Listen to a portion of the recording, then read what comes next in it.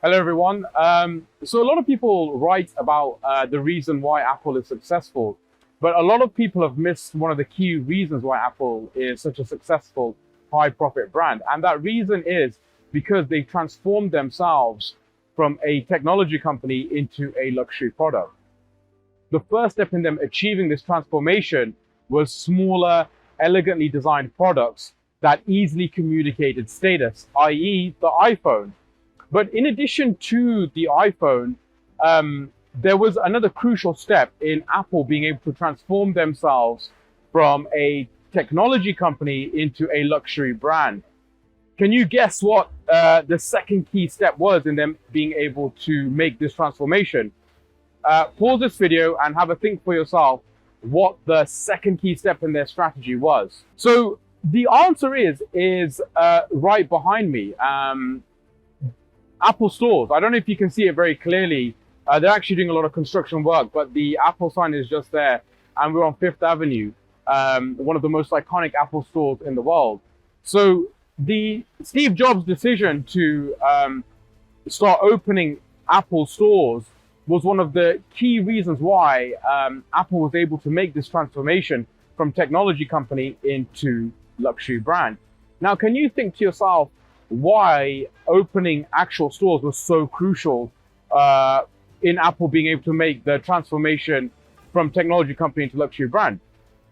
The reason is because to get consumers to buy a product like a luxury brand, you have to sell it to them like a luxury brand, right?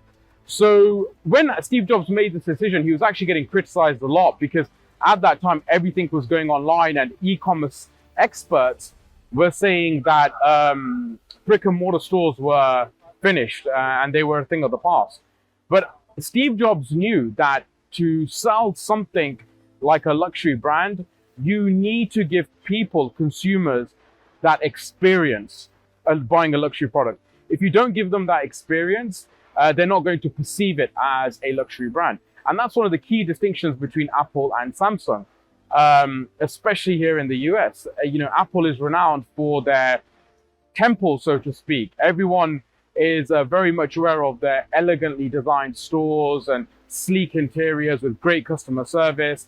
You can't even pick up the product, you have to order it. So that in-store experience has been critical to creating that temple where you can go and buy that luxury product which communicates status. A very good way of putting this into perspective is, jewelry. If you look at Tiffany's, for example, very few people buy jewelry online. They go to Tiffany's. They want that in-store experience, right? So that's what Steve Jobs was very smartly able to mimic with Apple, and that's why it was so crucial to their success and their high profit margins.